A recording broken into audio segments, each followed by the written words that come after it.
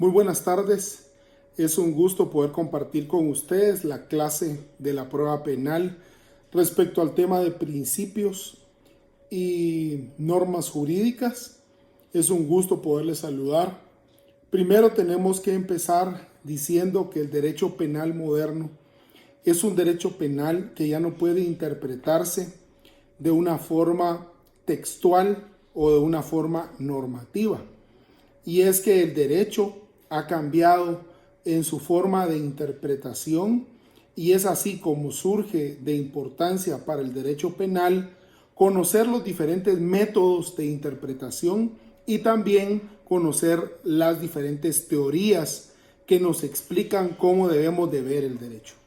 El derecho es un objeto de control social por medio del cual el Estado controla a la sociedad.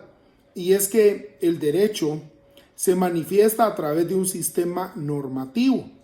La primera teoría que yo quiero explicarles, que es una perspectiva de poder ver el derecho, es la teoría normativa. La teoría normativa tiene como fundador al jurista alemán Hans Kelsen, quien creó la teoría pura del derecho. Y en esta teoría normativa establece que el derecho tiene como único objeto de estudio la norma jurídica y que esta norma jurídica está comprendida por un juicio hipotético y por una consecuencia de derecho. Podemos hablar que el sistema normativo pues tiene un método especial de interpretación y es un método que podemos denominar subsunción, es decir, subsumimos el comportamiento humano dentro de una norma típica antijurídica.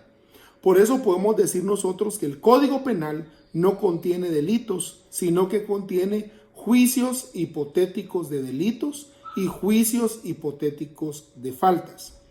Entonces, la teoría normativa, nosotros fuimos muy influenciados por esta teoría, toda vez que fuimos formados a través de un sistema romano, un sistema normativo que viene de la influencia de Hans Kelsen a través de García Maínez, y todos leímos estos libros de García Maínez en la formación del pregrado, y obviamente a nosotros nos enseñaron a aprendernos la receta, es decir, aprendernos de memoria las normas jurídicas. Los abogados se aprenden de memoria las normas jurídicas para poder ganar un privado, para poder ser profesionales, pero esta interpretación normativa tiene ciertas falencias porque el lenguaje, por su vaguedad, por su falta de claridad, no abarca por completo muchas situaciones que se dan en el campo jurídico.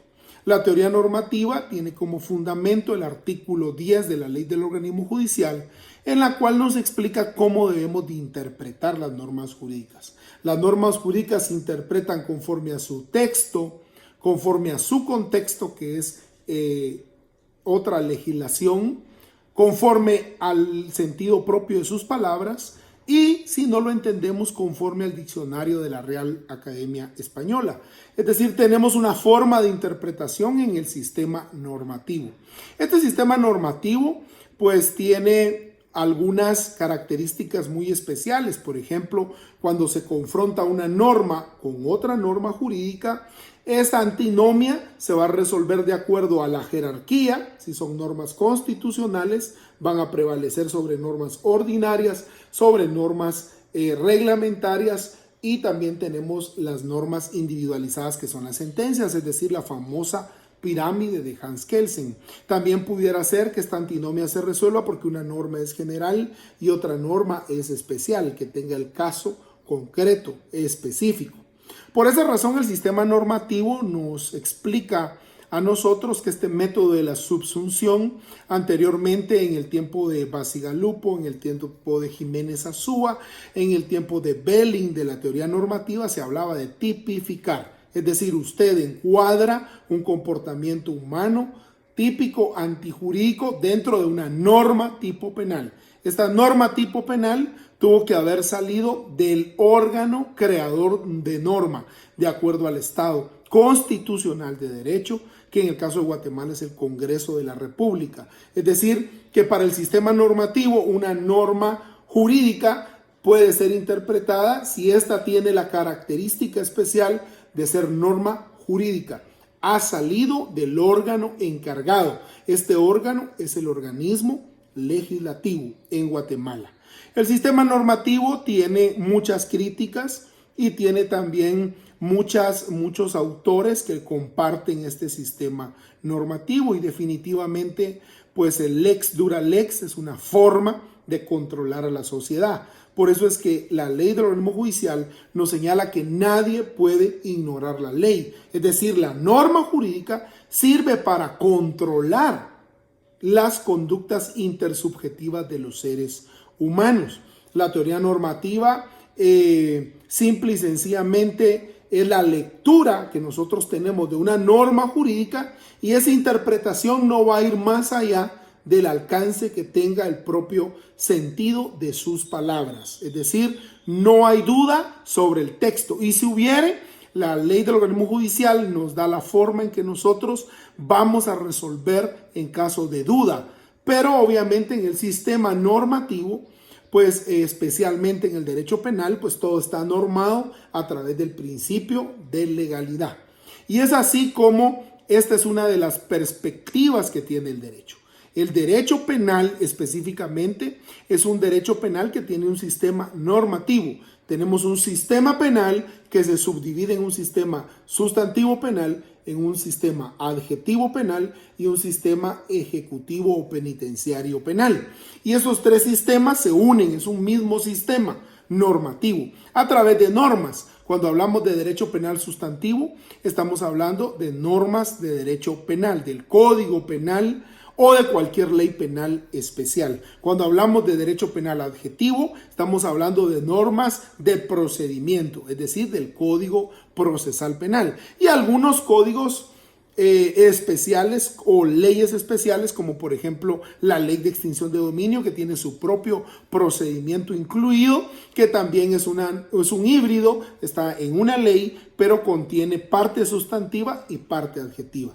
Doctrinariamente nosotros denominamos código a las disposiciones sustantivas. Denominamos ley a las disposiciones adjetivas o procedimentales, ¿verdad? Y denominamos constitución a un conjunto de normas, principios que regulan o limitan el poder público, es decir, el poder del Estado. La Constitución es un límite al poder que pueda tener el Estado. Por eso Habermas hablaba mucho de que era el Leviatán, que el Estado era un monstruo construido por un grupo de personas que tenía un poder muy fuerte y que era necesario limitarlo. Y para eso se creó la Constitución, que tiene límites a las garantías individuales, a los derechos fundamentales de las personas en un Estado constitucional de derecho, en donde prevalece dentro de esa jerarquía normativa la Constitución Política de la República de Guatemala. Entonces, el sistema normativo es un sistema que se ha venido empleando desde hace muchos años y nos permite a nosotros interpretar a través de la subsunción. Es un método que nosotros ya lo utilizamos para poder tipificar qué es delito, qué es falta o qué derecho me subyace a mí de una norma jurídico penal, ya sea sustantiva o ya sea adjetiva. ¿Qué características tiene este sistema normativo? Pues para este sistema normativo solo el derecho está contenido por normas jurídicas. Y también este sistema normativo reconoce principios, pero principios jurídicos explícitos en una norma. Es decir, que de la norma devienen los principios. Este tema de los principios lo voy a tratar ahorita en la otra teoría de manera más profunda para que quede bien clara la diferencia entre una norma y un principio. Pero sí quisiera dejar acotado que el sistema normativo de interpretación del derecho reconoce principios, pero estos principios son únicamente los jurídicos, pero no todos los jurídicos, sino los explícitos, es decir, los que estén comprendidos en la norma. Un principio jurídico explícito, artículo 46 de la Constitución Política de la República de Guatemala, señala que en materia de derechos humanos, los tratados, convenciones ratificados por Guatemala tienen prevalencia o son preeminentes más que el derecho interno. Eso es un principio explícito. Explícito, es decir, el artículo 203, 204 constitucional, que habla de que los tribunales observarán el principio de que la Constitución prevalece sobre cualquier ley o tratado. Principio de primacía constitucional. Esos son principios jurídicos explícitos. Luego de haber explicado esta teoría normativa, hablar un poco de Hans Kelsen, que todo el mundo puede estar en contra de Hans Kelsen, pero Hans Kelsen es prácticamente el padre del normativismo jurídico, el padre del derecho, toda vez que este le dio la categoría al derecho de ciencia.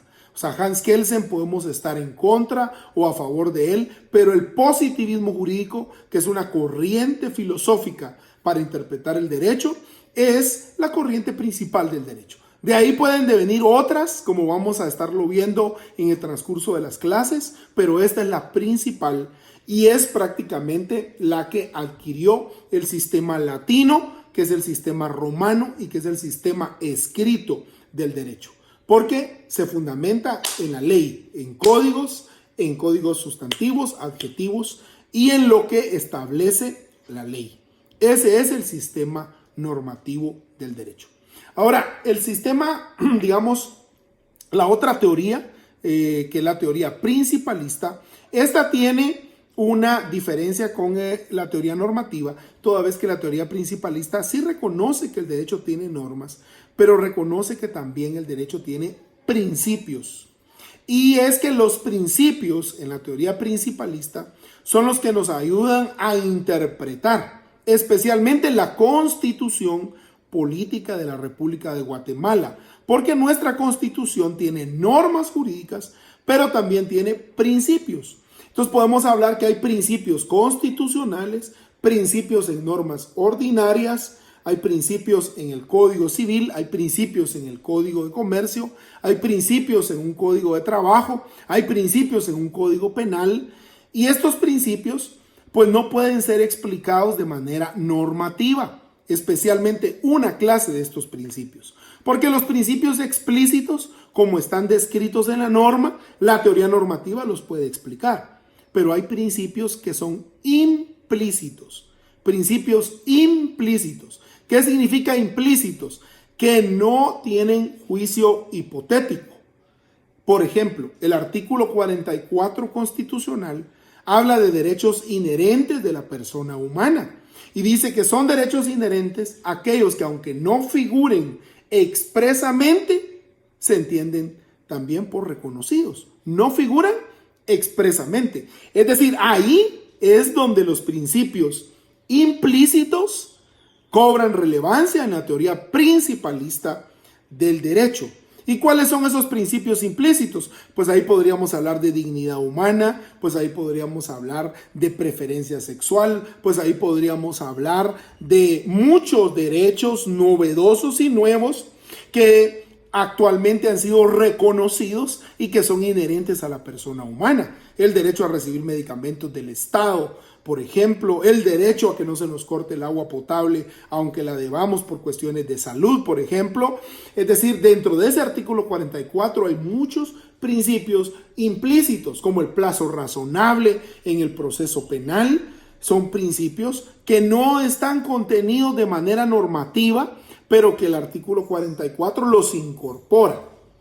Entonces los principios en el proceso penal son muy importantes porque el proceso penal tiene diferentes formas, digamos, diferentes clases de derecho penal. Hay diferentes especialidades de derecho penal. Hablamos de un derecho penal, por ejemplo, del ciudadano que está en el Código Penal y que para ese no necesitamos más que una teoría normativa para poder interpretar el juicio hipotético de una estafa, para poder interpretar el juicio hipotético de un robo, para poder interpretar el juicio hipotético de un homicidio. Simple y sencillamente nosotros leemos los verbos rectores de los delitos y decimos, este es el delito de estafa, este es el delito de robo, este es el delito de hurto. Pero hay leyes penales especiales que están ahora llenas de principios. Por ejemplo, el derecho penal de los adolescentes en conflicto con la ley penal o de la niñez y adolescentes en conflicto con la ley penal, esta parte especial del Código Penal tiene principios. Por ejemplo, el principio del interés superior del niño. Es un principio que nosotros no podemos explicar de manera normativa, pero sí podemos entender que este principio prevalece sobre todas las normas de la niñez y la adolescencia en conflicto con la ley penal y protege a los niños, a las niñas. Los protege de manera, digamos, fundamental, más allá que cualquier norma. Por eso usted podría ir a un juzgado a pedir a un niño que está sufriendo violencia como padre y decir: yo soy padre, yo me amparo en la paternidad que establece el Código Civil, patria potestad, y un juzgado de la niñez le puede decir: no, a través del principio del interés superior del niño, yo le quito a su hijo, lo voy a ingresar a un centro especial o lo voy a dar a una familia sustituta, y ese principio derrota la norma. Por eso nosotros debemos entender que los principios han derrotado a las normas en casos concretos y específicos. Los principios en el derecho laboral, que están en la parte considerativa del Código de Trabajo, hondamente tutelar, protector del trabajador, trata de compensar la desigualdad entre patrón y trabajador, son principios que prevalecen sobre todo el sistema normativo a favor del trabajador. El principio de los jueces de familia de proteger a la parte más débil, artículo 14 de la Ley de Tribunales de Familia, el cual dice que el juez deberá proteger a la parte más débil en las relaciones familiares. La parte más débil en las relaciones familiares, pues obviamente está hablando de niños, niñas o esposa. Entonces, ahí no hay relaciones de igualdad, porque este principio lo que está haciendo es diciéndole al juez cómo resuelva, protegiendo más a esas partes que son más débiles consideradas en las relaciones familiares. Lo mismo pasa en el derecho penal. El derecho penal tiene principios implícitos. Por ejemplo, la ley de lavado de dinero y otros activos. Hay un principio que se llama homus probandi, es decir, se debe de probar de parte del Ministerio Público que uno es culpable. Pero estas leyes de derecho penal especial, el homus probandi, lo que hace invierte. Es decir, aquí el sindicado del delito de lavado de dinero y otros activos debe probar el origen y el destino del dinero. Otro principio de la ley de extinción de dominio. O sea, se presume que los bienes incautados a través de este procedimiento especial que puede realizar el Ministerio Público de extinción de dominio a los jueces especiales de extinción de dominio, se presume que ese bien fue adquirido por medio de dinero que es ilícito, proveniente de narcotráfico, de drogas, de crimen organizado, de delincuencia organizada transnacional. Ese es un principio. Y usted tiene que probar en ese procedimiento la forma legal en que usted pudo haber adquirido esos bienes. Es decir, los principios están en la norma y estos pueden ser principios constitucionales, pero en el proceso penal hay principios que son rectores de normas. Es decir, sin ese principio no pudieran existir las normas jurídicas. Sin el principio de legalidad no puede existir un proceso penal. Sin el principio de buena fe guardada y verdad sabida no existe el derecho mercantil. Sin el principio tutelar del trabajo no puede existir el derecho laboral. Sin el principio de protección a la niñez y a las mujeres en el derecho de familia, se desvanece el derecho de familia. Sin los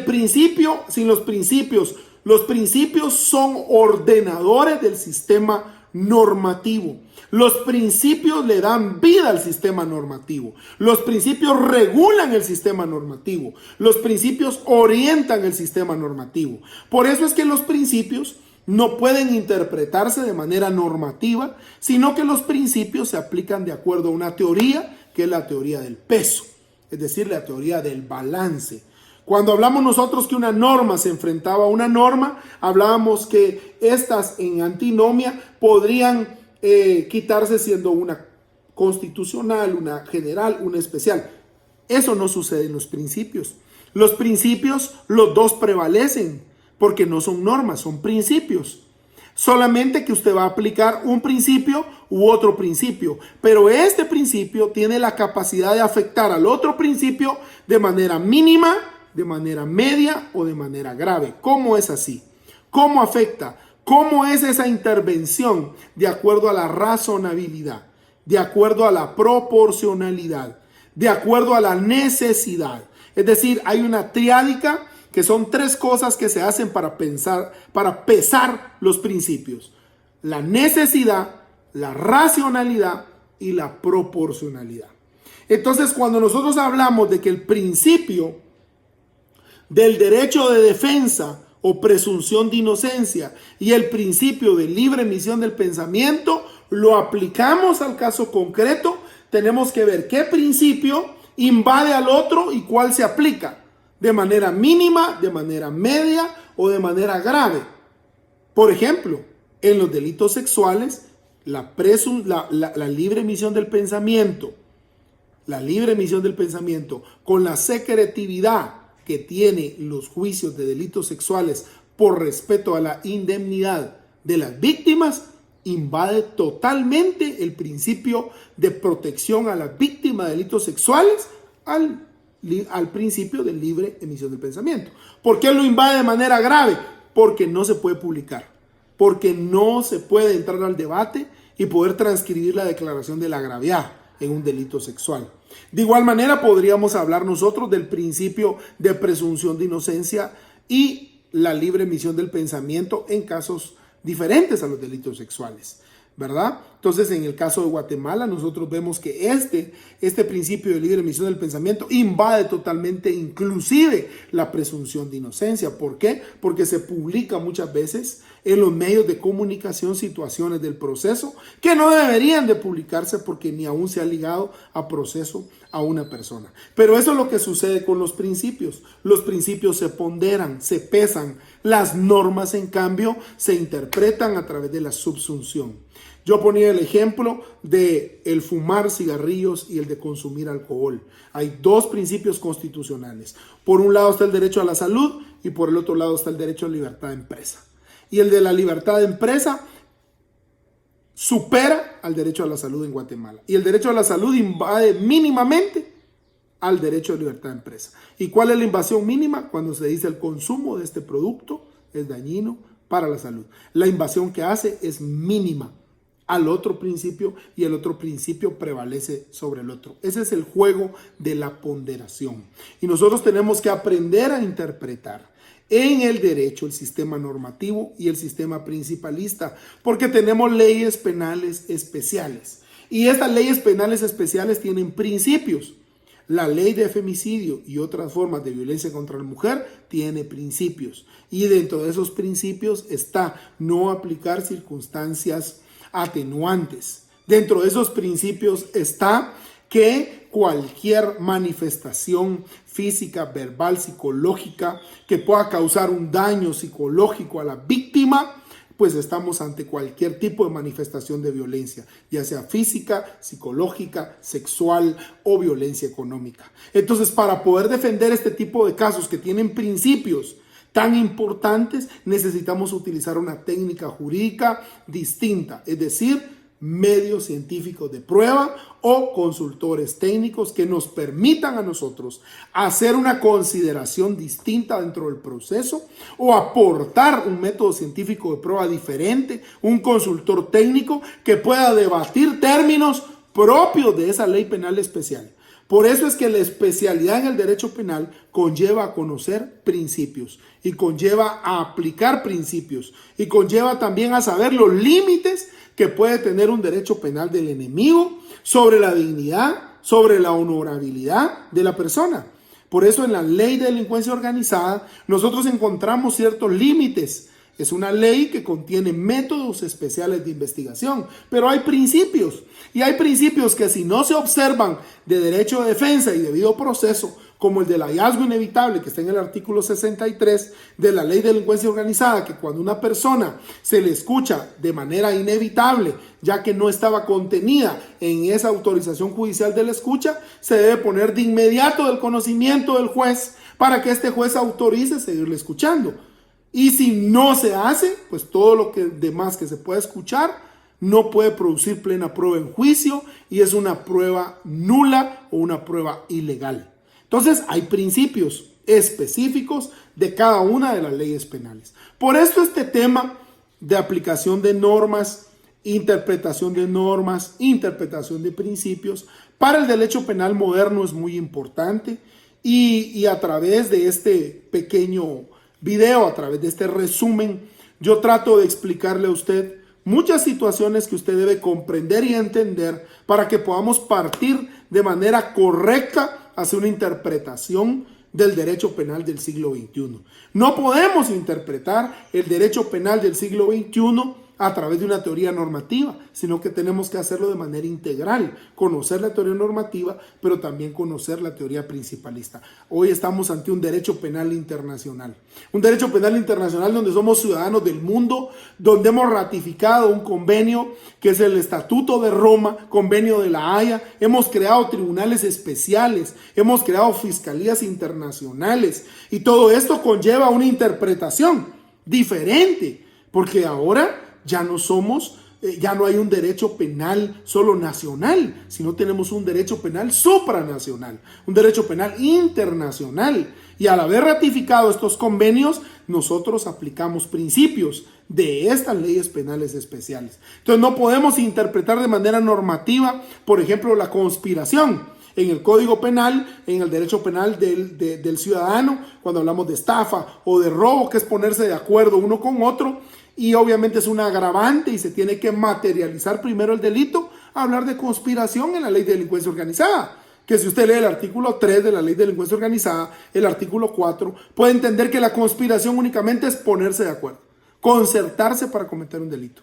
Aunque este no se consume, usted ya cometió el delito de conspiración, si está dentro del catálogo de delitos que señala la ley de delincuencia organizada. Entonces podemos interpretar de una forma la conspiración y de otra forma la conspiración, dependiendo si estamos aplicando el derecho penal del ciudadano o el derecho penal del enemigo. Este tema es muy interesante. Yo espero usted haya comprendido que el derecho es más que un conjunto de normas jurídicas, es un objeto de control social. Que la teoría normativa establece a través de la teoría pura del derecho que el sistema normativo está incluido de normas y también principios, pero solo principios jurídicos. Y que la forma en que se interpreta la teoría normativa es a través de la subsunción.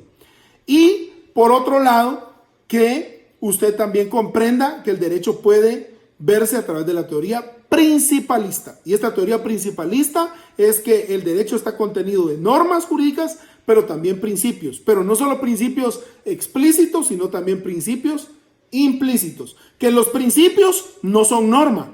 Que los principios, si pudiéramos darle una categoría de norma, podríamos decir que son normas especiales. Es decir, los principios ordenan normas. Los principios ordenan un sistema normativo. Los principios orientan normas, orientan un sistema, orientan una interpretación.